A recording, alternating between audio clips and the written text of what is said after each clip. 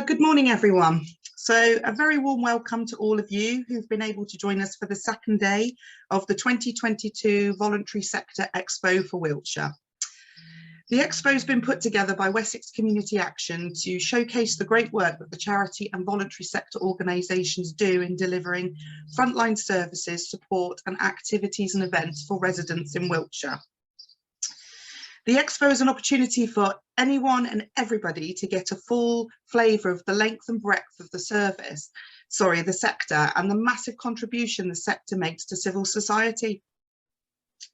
So we've got 35 organisations contributing during the 4 days, and more will be posted on our Wessex Community Action YouTube channel. As you know, many in the sector, especially those smaller and grassroots organisations, are the backbone of the community, and without them, their services would be keenly missed. So as the Council for Voluntary and Community Services in Wiltshire, we're hoping that the Expo will help connect the voluntary and community sector across the county by developing partnerships and collaborations, leadership and advocacy, training and development, volunteering, and practical help and support that will help you find out how you can connect with the sector too. I hope you find that Expo raises both your understanding and knowledge of the sector and the amazing work done by staff and volunteers across Wiltshire. And view this Expo as a celebration too of all the amazing services, activities, events and support that they offer. Okay, to start off the week, we're going to be hearing from Wayne DeLueew, Chief Executive of Dorothy House Hospice. We'll then be hearing from Liv McLennan, who's the co-director of Better CIC. We'll then have a presentation from Clayton, the volunteering coordinator for Alzheimer's support. And then a presentation from Paul Jordan, the director for Samaritans of Salisbury District. I'd like to now introduce Wayne DeLueew with his presentation for Dorothy House Hospice. Thank you so much, Sarah, and a very good morning to everybody. And also a huge thank you to Wessex Community Action for inviting me along to come and talk. My name's Wayne, I'm the Chief Executive of Dorothy House. I've been here for 20 years now. I'm a nurse by background, and so many will probably know my name, know that I've been around for a little bit. But I'm going to go through a presentation for 10 minutes, but please know there's a couple of things. One is my passion for what we do hasn't diminished in any way over 20 years. And I'm also here talking about our work, but I'm also recognising that there are 2 other hospices that do work in the Wiltshire area. So we have Salisbury, who work in the south, and Prospect Hospice, who cover the northern part of Wiltshire as well. Our services are fairly comparable and we work really closely together. So hopefully you'll see what we do being mirrored by them as well. So a little bit of why, who, where, what and how about Dorothy House. Dorothy House, so we've been around since 1976 and we were set up by a lady called Prue Ford, who was a nurse by background, who was absolutely passionate about end-of-life care. And the one bit that I absolutely talk about with our teams and our colleagues at Dorothy House is that actually when Dorothy House was set up, the one question they asked over and over again was why? Why do we do things the way we are? Why do people get the care that they do? Why haven't things been improved? And our passion here is that actually at end-of-life care, something that we're not very good at talking about, is that actually when you are working with people at the end of life, you only get one chance to get it right. So we absolutely believe in actually meeting all the needs across the community, which I'm going to show in a little second, but also that we have values that say that we truly care about our communities, that we want to connect with our community and other partners as much as we can, and together we want to create the ultimate care for people at the end of life. Our community around us, we don't just cover Wiltshire, we cover Baines, and we cover a bit of Somerset, and then we cover most of Wiltshire apart from a little bit in the north. Our whole geography is 56 surgeries. We also cover a population of about 541,000 people, which is 700 square miles. And then actually what we've done is looked at how many people we think need our care every year. So roughly speaking, we think in the last year of life, there are 3,680 people who need our care. And actually every given year, and when this was written a few years ago, there were about 1,140 odd people who were dying in that year. We know now that actually since the pandemic, those numbers have gone up dramatically. We know that actually with late diagnosis, there's closer to 5,000 people who need our care. There are some principles for us as an organisation though, and those principles are working with our communities. Dorothy House has always been a community organisation. Frankly, when it was set up in our founder's house in Bath, and it was set up through the goodwill of people in the community working alongside, coming in. I mean, when Dorothy House set up, the local people were coming in and painting rooms, developing rooms under the stairs for a switchboard. You know, it wasn't the big unwieldy organisation that you sometimes see today, which is so intricate and doing so much. But that passion, that belief that we actually have to look after people well at the end of life remains there, and that we want to support people to get the care at home or in their community if they can. The one thing we know is things are changing all the time around us, and you will know this more than anybody. Social isolation is increasing.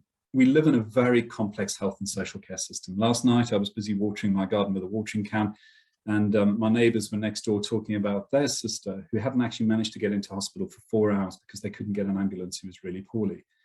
And then they embroiled me in the conversation, and what they were talking about was the complexity of the need, the stretch within the system. Why couldn't their sister get admitted? Why wasn't there enough care? What was going on? So we know that the NHS is going through turmoil. We know it's going through some really exciting change as well. And what they're trying to do is think about us working in an integrated way. But we also know that end-of-life care is so much more complex than it used to be. A lot of us are living much longer, which is to be celebrated. But as we live longer, we live with more and more conditions, and they need careful management and looking after. So we truly believe in partnership working. So if there's anybody in this meeting today or on this presentation who thinks, do you know what, we should be doing more with Dorothy House, or Dorothy House should do more with us, please get in touch. My last slide has some contact details. We really are shifting away from doing to doing with, and actually recognizing the strength in our community. And I'm going to talk about that briefly in a second. These are just some of the partners that we want to work with. During the pandemic, when things were at its height, we recognized that we had to change our services pretty swiftly, actually. We recognized that the need was increasing and we needed to work very differently. We weren't reaching all the people that we should be, and we recognized that there were underserved parts of our population. So we know that actually in our geography, there are areas where people won't approach us for care, won't be referred for support. But we also recognized that for people to truly die well, we needed to get involved much earlier. We needed to be alongside some of the amazing organizations you'll hear about during this week. We needed to learn from some of those organizations. And just this morning, my colleague was talking to me about an organization who was presenting yesterday called Open Door, and talking about the work we did around bereavement there. So for us, it's about shared learning. We can share some of our expertise. But another organization called Swallow, we did some joint training where we did some sessions around end-of-life care. But Swallow, we're training our staff to be better working with people with learning disabilities, because frankly, we should be improving what we can. So Dorothy House now works and wants to look after people in the last 1,000 days. We take referrals from anybody. You don't have to be referred by a professional. If anybody involved in your care, yourself, your family member, anybody can contact us. Because what we're trying to do is get back into our community roots. Because frankly, we want to have 10 neighbourhood teams across the area that are working alongside, that have volunteers, have community engaged connectors, that we have our clinical teams in the community as well, far more than we ever have. We've always worked in the community, but frankly, we just needed to extend. So core message from me is we have new teams in the community, that we're investing in those teams and we're strengthening them with skill mix, but also new skills. And we're looking for volunteers to work with us in a different way. And we're looking for partners to help us deliver our strategy, because we know there are so many outstanding organizations across Wiltshire who do such amazing work. But we want our communities to tell us how we can do better as well. And there are lots of ways to do that. You can use the phone number, you can get on our website, you can use I Want Great Care, or frankly, I don't mind people emailing me directly and saying, have you thought about? Because that would be equally brilliant, because we just know we needed to reach out and look after more people. So my final message, hopefully on time, is why are we doing things differently? We at Dorothy House need to care for more people in partnership with others. We want local care close to where people live. If people want to stay at home, whether that's their residential home, their care home, their own home, then actually we should be involved in supporting that. We want earlier support, so people get the skills and the attributes that they need to actually manage in the last days of life, and can challenge and ask questions and think about their will, think about lasting a power of attorney, but also to ask some of those niggly questions about what their illness means, because so often it's a very scary time. We want to make access easy, which is why I put up that phone number earlier. We're taking away that referral process, which was cumbersome and was getting in the way of people getting access to us in a timely fashion. So people can just pick up the phone and phone us. But finally, and the most importantly, is we're working in this new model of thinking about compassionate communities, asset-based community development. That just basically means we know that there is strength in the communities. We know that there are local people who deliver care, look after their communities, are looking after their neighbours, who are running fundraising events and doing all sorts of amazing things. And we just need to understand who those people are, who those organisations are, work alongside, but frankly also learn. We're a learning organisation and want to do that. And we need to develop stronger partnership relationships and get our volunteering mobilised in a different way. So that's us in a nutshell. That's everything we're trying to do at the moment. As I said, I'm passionate. There's only one chance to look after people at the end of life care and do it well and do it right. So thank you so much for your time. Thank you for giving me the opportunity, and I'm very happy to take any questions. Thank you, Wayne, for your brilliant presentation. Fantastic to find out more about Dorothy House from my own perspective, and the development of teams in the community, and the asset-based development approach and compassionate communities. It's all, you know, in the spirit of holistic working in the community. So thank you very much. That's fantastic. I'm going to now hand over to Anita, who will take you through some questions. Okay, well, thank you. So firstly, Wayne, you mentioned about the increasing pressures from ageing population and increasing number of people experiencing cancer and other sort of later life conditions. What do you see as the main challenges for the future for your organisation? I mean, in all honesty, the biggest challenge is thinking about how we can have the right levels of skill mix and staff and recruitment to look after people, which is why we're changing what we're doing. We recognise that we have specialist expertise and we need to use the specialist expertise. So our inpatient unit, having a place where people can have specialist interventions in a place of safety, it's only 10 beds. So we've got to use that wisely. We've got to then put some of those expertise into the community. So right now, phase one, we're investing in our teams. We're putting over £1 million of investment into those clinical teams, but also thinking about that new way of working, that ABCD approach, which Wessex Community Action have been doing for years. We're late to the party, and there are others who are very good at that. But the other thing is phase two for us will be saying, so maybe we need to think about having some beds in the community. You know, maybe there's a way we can actually invest in that and think about having that closer to where people live so that they don't have to travel all the way to Winsley, which for some people, you know, if you're cutting across the plain or you're coming from Malmesbury, is a long way. The biggest threat are, you know, we're all facing external pressures at the moment. We've got those, I think that feels like there's three things. There's that recruitment challenge. It's making sure that people feel empowered. It's the needs of our community, which are just going up exponentially, the lack of social care, the lack of beds, the pressure on the NHS. And then it's the external events. You look at what's happening with international relations and the cost of living, trying to look after our teams and our volunteers whilst also seeing exponential increases, but also the challenges to fundraising. You know, we only get a third of our income from the NHS, which is probably more than some do, but all of this costs money, and we try and do it as well as we can because we're using public money. Thank you. And I suppose the next question follows on from that in a way, in that how many volunteers do you have, and what can volunteers expect from volunteering with you? That's a great If there's question. a typical day, there's probably no typical day, but what can they expect? No, that's a great question. And honestly, we've just done our volunteer satisfaction survey. And so I know that we've got over 1,000 volunteers. And what we've always tried to do is embed volunteers in every aspect of what we do. So as I walked in today, the first group of volunteers I met were our volunteer gardeners, a group of passionate people, and our grounds at Dorothy House are immaculate, but they provide that. I then walked in through the inpatient unit and I saw two of the volunteers are helping with meals this morning and getting that stuff done. I then came up to finance. We've got a volunteer working in there who helps with the fundraising collections, going through all of the income that we've had, providing that support. We have volunteers touching every aspect of what we do.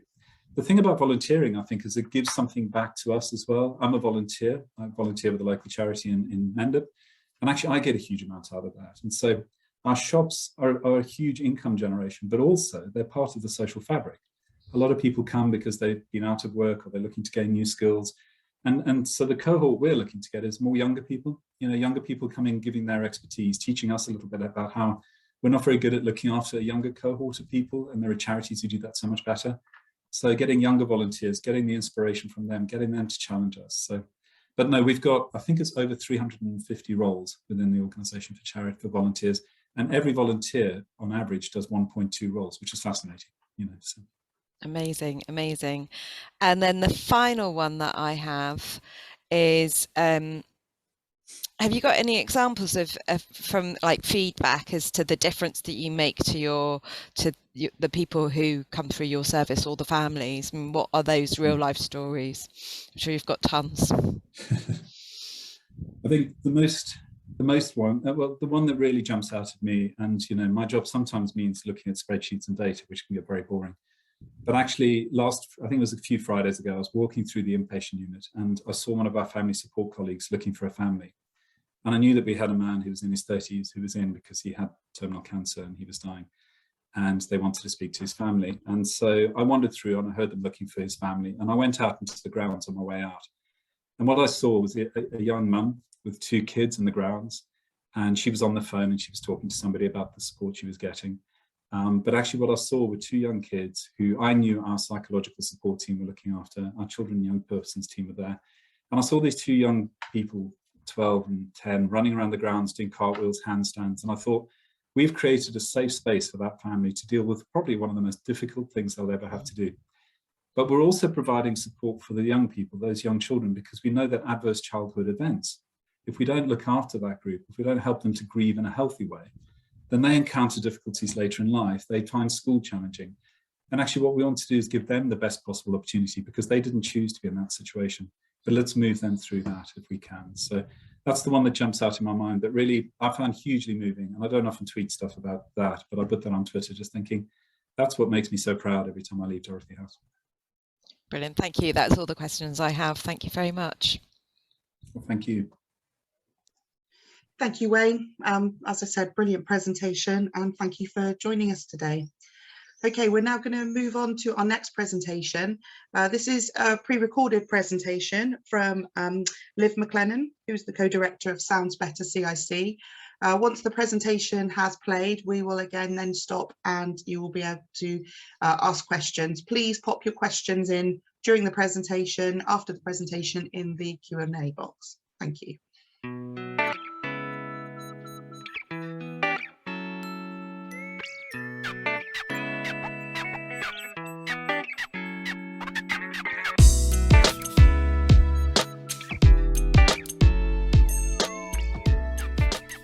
Hello, my name's Liv McLennan and I'm a co-director of Sounds Better CIC.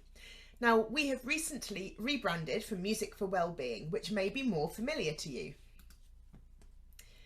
We were established in 2016 to work with people with long-term health conditions, particularly respiratory conditions and dementia, although not limited to those. Also people with learning disabilities, and to bring communities together through intergenerational music making. And we also offer training in all of these musical approaches. Now, we're based across Wiltshire and London, but the majority of our direct delivery work is in Wiltshire. So our performance troupe in London is called Think Bubble, and that provides adults with learning disabilities, performance skills and creative opportunities in music and the arts, through which we build communities and improve people's creative skills and their self-confidence. But as I mentioned earlier, the majority of our direct delivery projects are based in Wiltshire itself, and this comprises 3 main strands of work. So first up we have Sing and Breathe, and that's the umbrella name for all of our work with people with lung health conditions, breathlessness, and more latterly long COVID as well. So according to the pioneers of Singing for Lung Health, this is a group-based arts and health intervention with the goal of improving the quality of life of people with a chronic lung condition, as well as providing tools for the management of breathlessness. It's much more than simply a sing-along or a choir. It provides a welcoming, accepting and safe space for people with respiratory conditions to be able to sing, to share and to support each other in their conditions. So we have the self-named Salisbury Breathless Singers, and they were established in 2017 after we received Singing for Lung Health training at the British Lung Foundation. So this group acts as our regular maintenance group, and it's a regular opportunity for people to come together and sing as well as practice breath management skills. And it's especially important to be able to offer this to people who have attended our introductory courses and need somewhere to help them maintain and practice what they've learned, because otherwise it's really hard to keep going by yourself. So in both the Singing for Lung Health regular group and in our introductory courses, we like to partner with a local parish nurse who has a special interest in respiratory conditions. So her involvement supports and broadens what we can offer our beneficiaries. And we're privileged to be able to work with such an experienced professional, and this adds greater depth and understanding in what we can offer. We also have piloted our Sing and Breathe Academy, which is very exciting, and that's for children who are living with childhood asthma, and we work with children and their families through singing, obviously, through crafts and through stories to support them to manage their breathing better, to teach them inhaler techniques, and to obviously, get meeting other people who are living with asthma. Since 2017, we've worked with over 200 people under Sing and Breathe, and we're supporting them to manage their breathlessness and their lung conditions. 100% of these people who finish our courses say that they have improved breath management and they practice the techniques at home. 3/4 of people finishing our courses, both online and face-to-face, have gained social support too. And indeed, one course finisher said it was the best thing that they've ever been referred to, as it supported their breathing. At the moment we're offering, and I don't see why this should change, we're offering both in the room, face-to-face, and simultaneous online delivery. And this works very well because we've gathered lots of people from all over the UK and abroad as well who join us when they can. So it's nice to be able to offer that outside of Wiltshire. And we also, when people aren't feeling too well, they can join us online without having to travel to the venue. So it's worked really well. We were a lifeline for many of our beneficiaries during the lockdowns, as the majority of them were shielding. We were able to provide a sense of normality and familiarity in turbulent times. And we're delighted to have many of our original members still with us. We've just celebrated our 5th anniversary.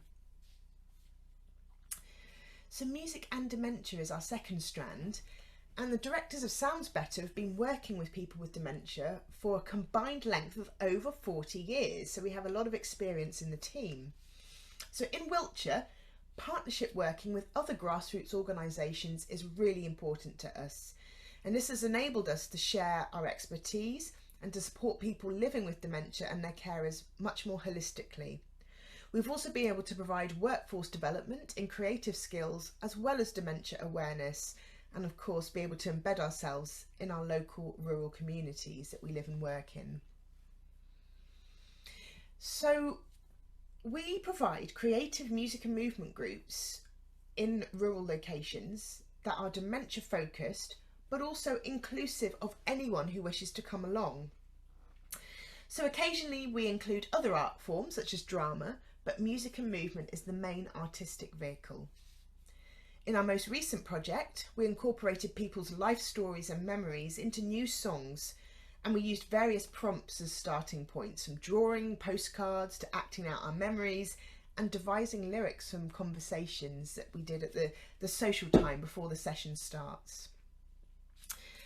Now, we also ran a 10-session online project during the 3rd lockdown, which successfully brought people together after spending so much time alone shielding during the pandemic.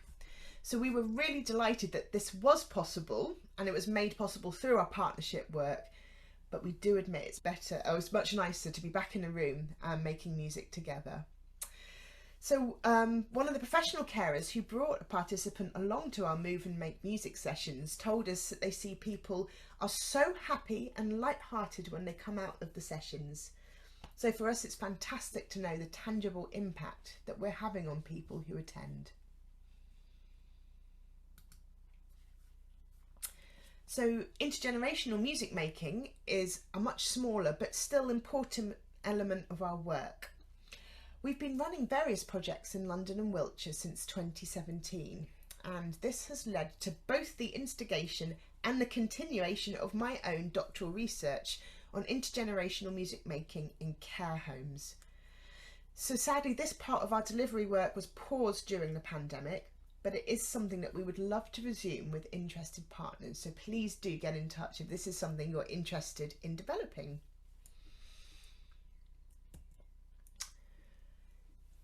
Now finally, our training element.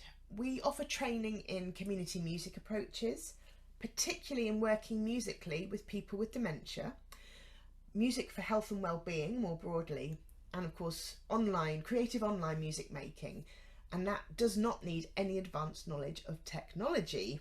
We can offer standalone CPD sessions, we have longer courses, and we can create bespoke training for your setting as well, depending on your needs.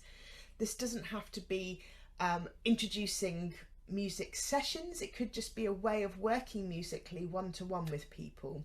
You don't need to be a music specialist to be able to benefit from and implement these approaches in your organisations. We can provide mentoring, we can provide session plans working with you, but really we are interested in empowering people to be able to use music in their organisations, in their settings, and for practitioners and beneficiaries to benefit from the power of music making.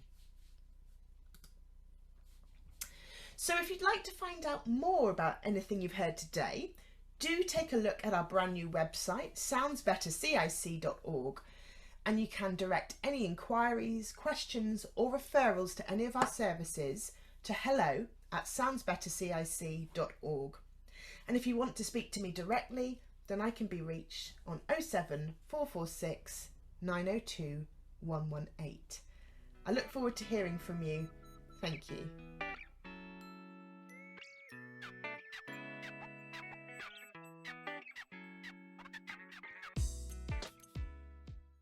Okay, thank you ever so much, Liv, for that pre-recorded presentation, which was brilliant.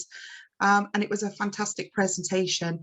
One of the themes that have come out of that for me, actually, Liv, was around the hybrid delivery. And we're definitely finding across the sector that post-pandemic, that in order to reach people for various reasons, that actually some of them do like that virtual kind of contact as well as the face-to-face. So that's something we're definitely seeing across the sector. I'm now going to hand over to my colleague Anita for questions which Liv will be able to answer directly. So Liv, just two questions at the moment, unless anybody else has got one that they want to add into the Q&A now.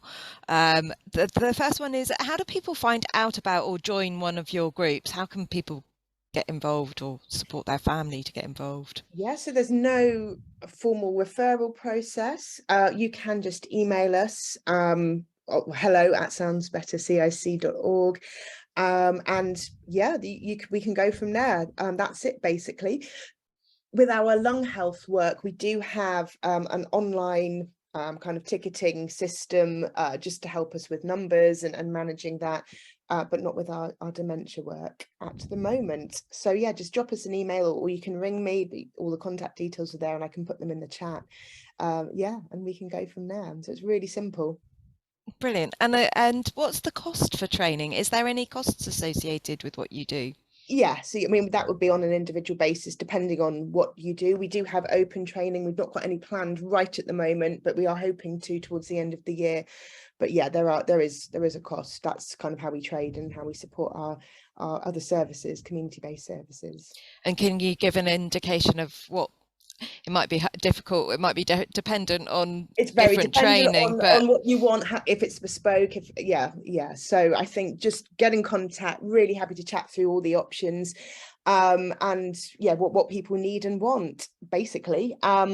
Yeah, really happy to talk about that okay, and support that.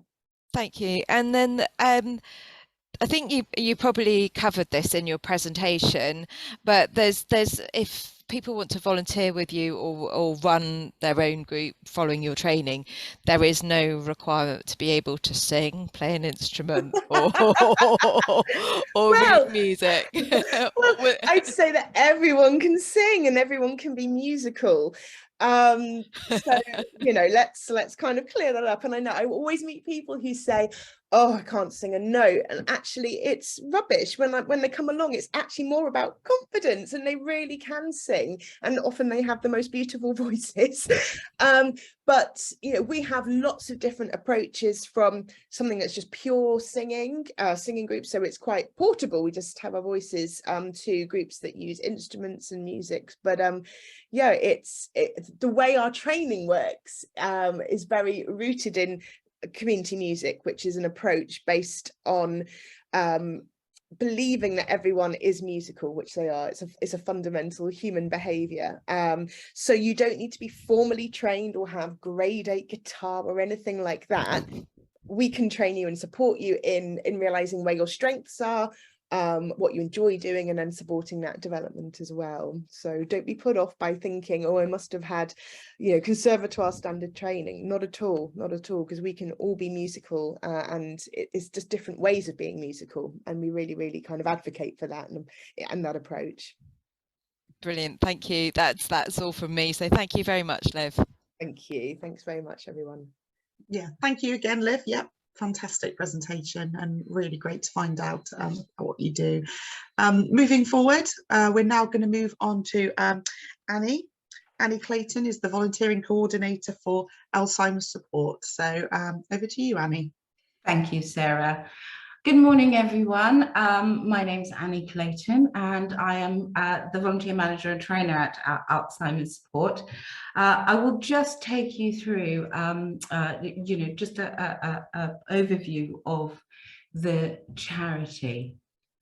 So Alzheimer's Support was started about 32 years ago, and we provide practical support services for people with dementia and their families across the whole of Wiltshire. There are surveys have shown that possibly dementia and memory loss are one of the #1 health worries amongst people with from certain age groups.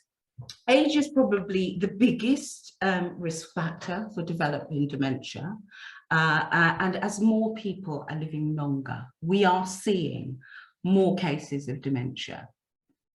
Currently, there is an estimated 8,338 people living with dementia in Wiltshire, and this figure is expected to rise by 2035 to 13,713.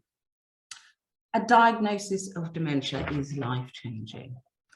Alzheimer's support services are here to help support the adjustments that are needed for people and their families to carry on enjoying a life that promotes well-being and maintains independence for as long as possible.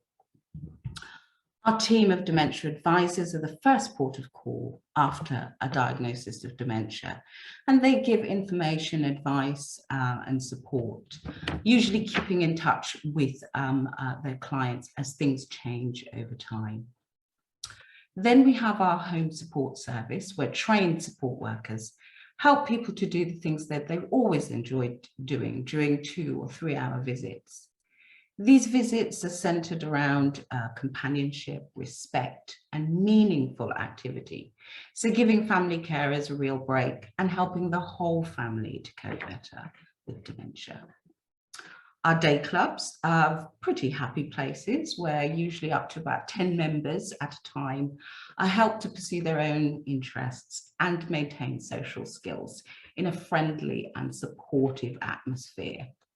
Each club has its own personality, but all follow a similar format of a relaxed and informal atmosphere. Small group sizes and a high staff and volunteer ratio, and this allows members a real choice in how they spend their time.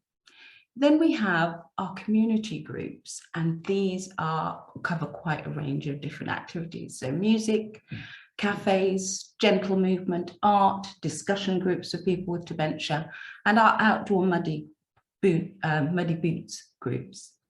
It's been shown that taking part in social activities, group activities, does stimulate and enhance the well-being of people living with dementia and their families. These groups run weekly, fortnightly, or monthly. The image we do have of a person with dementia, though, is still pretty negative on the whole. Usually it's of someone who's at the end stages, very dependent, unable to communicate. And people tend to use words like living death or an empty shell. So it's easy to see why we don't talk about it. And there's still a lot of fear and ignorance around the condition. So we also raise awareness of dementia by delivering hour-long information sessions and also running training courses alongside other events that we run. So we work collaboratively with other organisations such as the Alzheimer's Society, Health Watch Wiltshire, Wiltshire Council and NHS Wiltshire, alongside local communities to provide specialist advice and information that will support any local initiatives that will help people to live better with their condition. And of course, we work closely with family carers, providing information and emotional support throughout the course of the illness.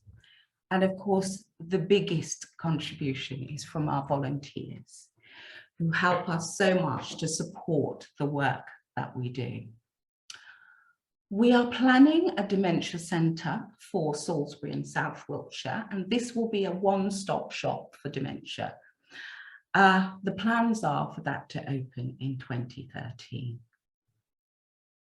If anybody'd like to find out more, then please visit our website, alzheimerswiltshire.org, where you'll be able to find our dementia roadmap, and also you'll be able to visit the roadmap and support village, where you'll get lots of information and links to other services. What I'd like to do now is to just turn you over to Gareth, where he's got a video of one of our collaborations with Wiltshire Rural Music School, and this is shot at one of our day clubs in Trowbridge. So if you'd like to just play that for me, Gareth. You're in the Mill Street Club in Trowbridge. We are a very active and engaged space day club for people with early to mid-stage dementia, primarily Alzheimer's. Music, poetry, is things that really stir people's memories, give a huge amount of enjoyment. We're very lucky with the community here. We've had, for years now, we have musicians coming in, everything from guitar and keyboard players to sort of 11-piece folk bands come in here. We've had African drumming, we've had flute players, violinists, you name it, they come through the doors. And it brings the world in to people that have largely been disconnected from very natural, normal things, like going out to a live gig or something like that. Many people here are very musical or have sung a lot in the past, and they have become disconnected from us. Our society tends to shrink people's lives when they get older, which is very, very sad. We try to reverse that process. Darling, darling, stand by me, oh stand by me, oh stand now, stand by me, stand by me. I enjoy singing. I love to sing because we always sang as children as well. My mum and dad sang, and we used to sit in the evenings. We didn't have television, and it was great. We loved every minute of it. It was our entertainment. On the day, people with dementia or Alzheimer's, it doesn't matter. People come as individuals, and everybody is treated individually and treated with what they can do rather than they can't do. Nobody's ill here on the day. And the attitudes of the staff, the volunteers, and even the space itself always reflects that. It's company. If you've got someone to talk to, because if we're going to sit in a corner, we vegetate, and then it's all gone, and you're finished then, you know. I come here and everybody is so kind. I just love coming. People who come here may not remember why they're coming, but it's like going into a house where you feel comfortable. You know that something good is happening here, and that's what we try to recreate each day here. Do you remember when we gotta be here? We used to sing sha la la la la la la la la la la da. Sha la la la la la la la la la la da da. Hey! Yay! Well done, everyone. Thank you, Annie. What a fantastic video as well. Thank you for sharing that as well. Brilliant project. I'm sure everybody will agree, and so nice to find out more about what you're actually doing. I'm going to hand back over now to Anita. So if you have any questions for Annie, please pop them in the Q&A box at the bottom. So thank you, and that, yeah, just to echo what Sarah said, that video brought me out in goosebumps. It's absolutely amazing to see, and also the power of music. The question I have at the moment is it mainly older people you support, or are you seeing more younger people come through your doors? We are seeing younger people, and what I need to say, although age is one of the biggest risk factors, dementia can affect people as early as in their 20s. It's very rare, so I'll just, sort of rest, because people tend to get very, sort of scared when they hear that, but it can affect people at a very young age. And in fact, people who have frontotemporal dementia tends to start in their 40s and 50s. So our activities have had to change over the years, so the music is probably the most obvious one, in that the songs that we're looking at, we're having to not sing those old time songs that we used to, and maybe incorporating a lot more sort of the Beatles, and we'll be raving in the aisles next, but we try and look at our members and just look at the activities so that they're appropriate for the members, really. Okay, thank you. And a question: are you happy to share the details of the Salisbury Club and its developments, which I know is going to open in the future, with carers in a newsletter who may have some fundraising ideas? That's coming from Dawn Beauchamp. I'm not sure what organisation she's from. That's absolutely fine. I mean, if Dawn would like to sort of have a chat with me, in private, then we can talk about that, and I can put her in touch with our fundraisers, who can then sort of talk through. But we are hoping to be able to give more information as more happens. At the moment, we are literally in the kind of rubble stage. The venue is there, and it will be up and running, we hope, by January. But we've been struck too by sort of the whole building issue with the pandemic has caused sort of a shortage of builders, but we're on the way now. So I'm happy to talk to Dawn about that, and maybe to talk some more. Yeah, no problem. Excellent. Because is it January 2023 that you're hoping to open the doors? Yes, we are hoping for that time. We were supposed to be opening the doors this summer, but things just kept being pushed back, and now at least we've actually got the builders in now. So the hope is that will just keep going forward, and we'll be able to do that pretty soon.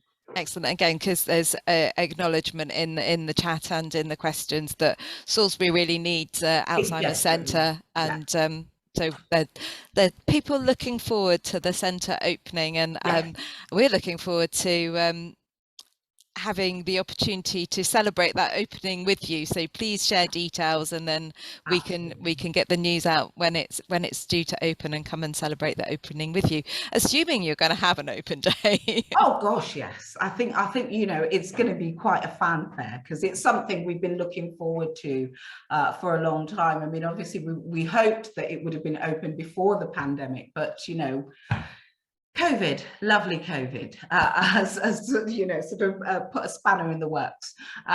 So yes, there will be lots of fanfare, and we do recognise that it's needed. I mean, currently we do have groups that run in Salisbury, but we really do need that centre to sort of pull it all together, and for everybody to have something that they can go to. So yeah, definitely. Brilliant. Well, thank you very much, Annie. And I see that Dawn has put in the chat that she's from White Parish Surgery. So if you two can connect, right. that'd be amazing. And I'm going to hand back to Sarah, I think, for our final presentation of the morning. Thanks, Annie. Thank you, Annie, again for a brilliant presentation, and great that you and Dawn can catch up. It's the whole purpose of this event, is to work collaboratively and support each other in the sector. So that's fantastic. So moving on to our final presenter, last but definitely not least, we have Paul Jordan, Director of Samaritans for Salisbury and District. So I'll hand over to you, Paul. Okay, so I'm afraid I haven't got any pre-prepared presentation or slideshow or anything much really. The reason has been a kind of gross overwork for us over the last month or so. We've been moving branch, and we're now occupying new premises. So it's put quite a strain on the organisation. Anyway, Samaritans, we are the local branch of a national charity. We're an independent charity affiliated to the national organisation. And we're very much kind of embedded in the national organisation. The calls that we take in Samaritans can come from anywhere in the United Kingdom. So we have to cope with callers from everywhere, and understand many a local and regional accent, which can be challenging part of the work sometimes. So the national organisation, as you probably know, Samaritans is primarily a telephone service for people who are in distress or despair and possibly suicidal. Suicide is discussed in 1 in 5 of our calls, and self-harm is a fairly salient and common subject as well. 1 in 12 of our calls deal with self-harm. So our local branch then, we are open 24 hours a day, 7 days a week, or we try to be. We haven't quite achieved that yet. So strategically, our branch is trying to increase the number of volunteers to the point at which we can offer a true 24/7 service. Our volunteers work 2 at a time in our centre in Salisbury. Last year we dealt with 18,000 contacts, the great majority of them on the telephone, some by email. And our volunteer force, we have 124 volunteers altogether. Everybody in our organisation is a volunteer. The only person that gets paid anything is the cleaner. So 100 of those volunteers are listening volunteers, and they are asked to do a 3-hour shift every week. And because it's a 24/7 service, a third of those come between the hours of 10 at night and 7 in the morning. So our volunteers frequently work kind of 6 hours overnight shifts. So it's quite demanding work for a volunteer. And it requires quite a lot of training and preparation, as you can imagine, because the kind of situations that we deal with are sometimes very distressing, very harrowing. We're dealing with people who are either contemplating suicide or in some cases have already taken an overdose and just need someone to be with them while they gradually fade away. One of the most important things, I think one of the reasons that people ring Samaritans is the anonymity. So callers, we don't trace calls, and callers can tell us as much or as little about themselves and their own personal details as they wish. So from the caller's point of view, it's a unique opportunity to share things that they wouldn't share with somebody that they knew. And it's a very, very privileged position, really. Sometimes our volunteers tell us that they have been told things that the caller has literally never told anybody else. One of the things that's come up kind of increasingly really has been people who've been abused physically or sexually as children much later in life, only coming to terms with that and finally being able to speak about it and try to process that terrible experience. The volunteers then go through quite a lengthy and rigorous training process, which means that we can't increase our number of volunteers really at the pace that we want to. We run 12 training sessions every year with a maximum of 12 people in each. So you would have thought 36 people coming in, but then of course people leave as well. So we're gradually growing the number of volunteers by a rate of about 10 or 15 a year, creeping the numbers up. All the other presenters have spoken of their organisations being very much embedded in the local community and working with local people. We're a bit different, really. We don't have a direct impact on Wiltshire or Salisbury, in that if you needed our service and you rang Samaritans from Salisbury, you're just as much likely to talk to a volunteer in Glasgow or Birmingham or London as you are locally. There's no privileging of local people.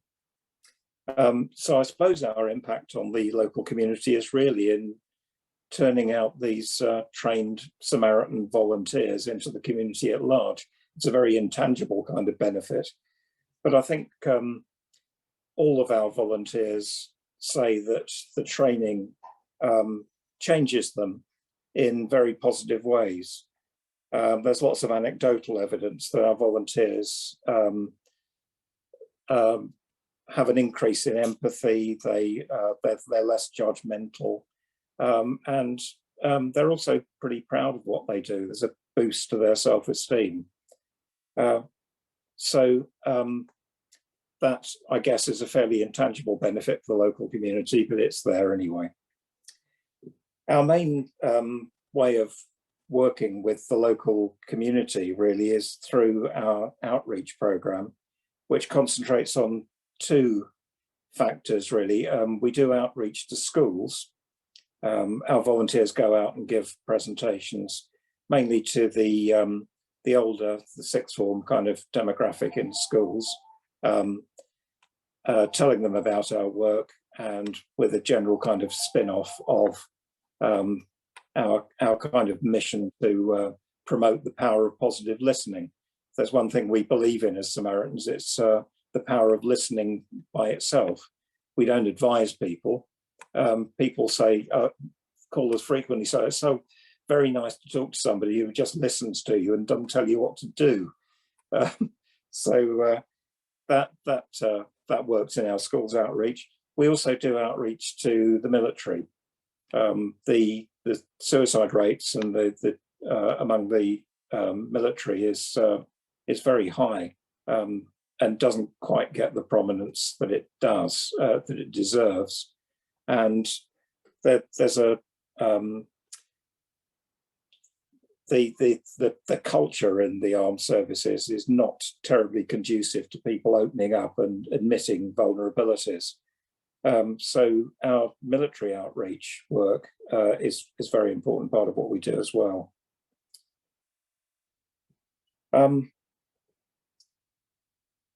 The things that we're planning for the future then, mainly at the moment, we are now concentrating, having accomplished this move.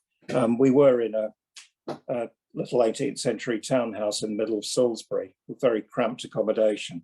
We're now in a pair of business units a little bit further out from the centre, but with a much bigger ops room where we can accommodate up to 4 volunteers at a time, and a large meeting and training room. So if anybody wants facilities for training courses for up to about 20 people, quite soon we'll have that kitted out, and quite happy to share that with people. So the move, during my time as director, we served 3 years in this role. I've done 2 now, and I've got a year to go. The focus has been very much on getting that move done, so that we've got the accommodation which will allow us to grow a bit in the future. So if you at the moment we're having trouble. We're swamped with volunteers, quite honestly. We've got a waiting list of 50 people, and people who apply now are being told you may have to wait for up to a year to get onto a training course. So we're not actively kind of seeking volunteers. We're struggling to deal with the number that we have got, and to increase the number that way. But you can still, it's still possible to get on the waiting list just by Googling Samaritans, going through the central website and putting your name down, and we will be in touch. So I think that should give you a rough idea of who we are and what we do and how we fit into the local community. So thank you. Thank you, Paul, for your presentation. Again, absolutely brilliant. I'm in absolute awe of what your volunteers do. And it must be very difficult to do that role. And it's important, I think, to acknowledge the skills and experience volunteers bring with them when they volunteer for roles such as your support workers. So that's absolutely brilliant. I'm now going to hand you over to Anita for any questions and answers. Anita. Thank you. So we were just, as the question that's come in is, have you, with the pandemic, have you seen an increase in demand, or are you generally seeing an upward trend in people seeking the support that you offer? Yes, we are. The big picture really is that for Samaritans, demand always outstrips supply. Whenever you go on duty, at any time, if you ready your phone, it will ring. The only thing that changes is the waiting time that people have to get through. Waiting time can be anything up to a quarter of an hour, 20 minutes in the middle of the night when there are fewer volunteers on. And our peak time for calls is probably between about 10 at night and 2 in the morning. So our strategy very much has to be to getting people on at that time. So yes, there has been an upsurge in calls, but the kind of subjects for the calls has remained the same really. Broadly, mental health, physical health, family issues, a lot of isolation and loneliness, a lot of relationship problems. Nationally, the organisation is committed to growing as well and trying to keep up with a huge and increasing demand.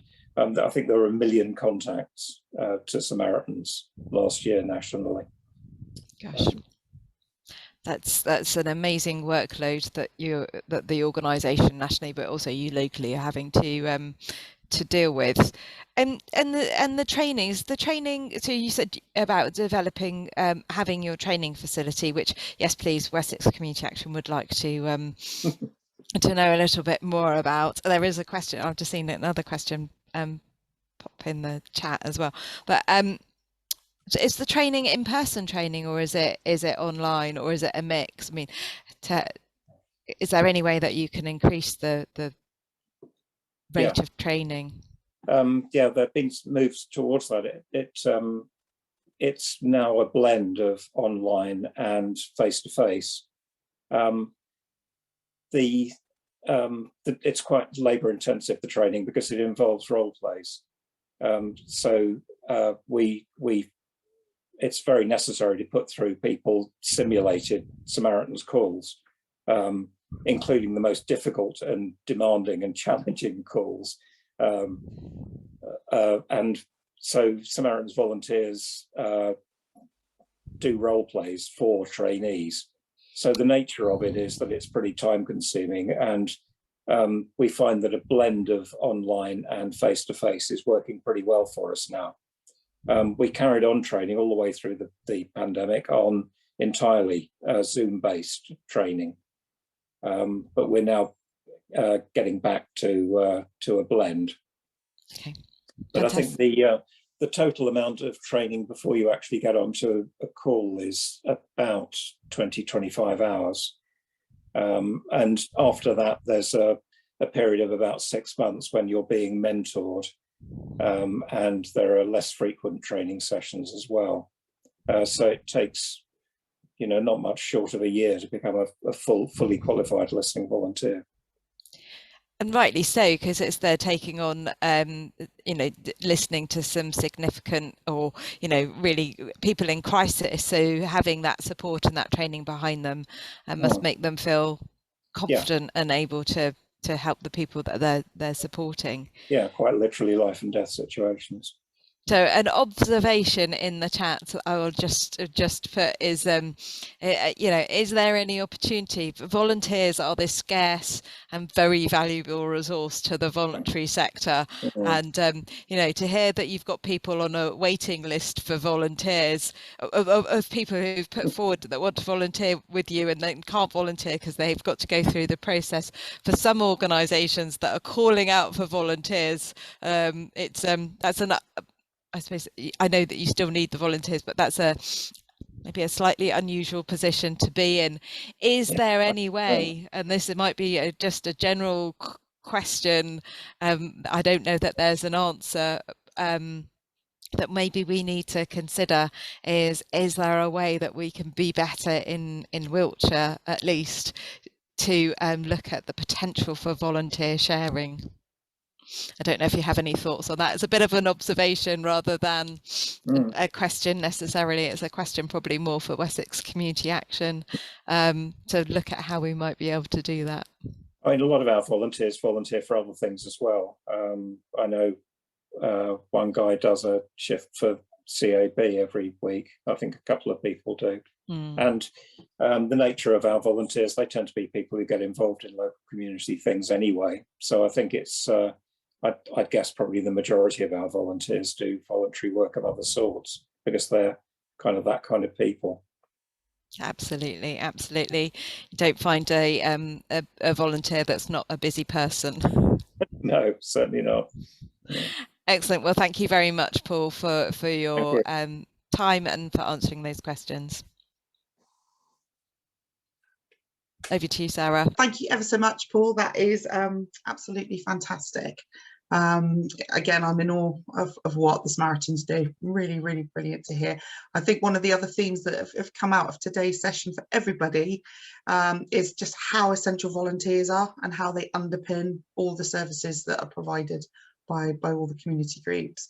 I'd just like to take the opportunity to thank Wayne, Liv, Annie and Paul for your brilliant presentations, demonstrating the very core of charitable care services in the community. Definitely been a theme of going through today, and it's been an absolute delight to hear more about your organisations.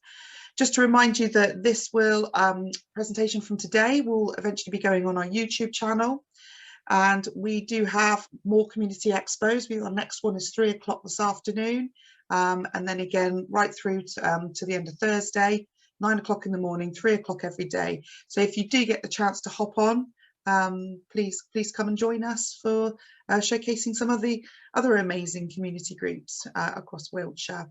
So again, thank you very much for joining us, and we look forward to seeing you again. Thank you.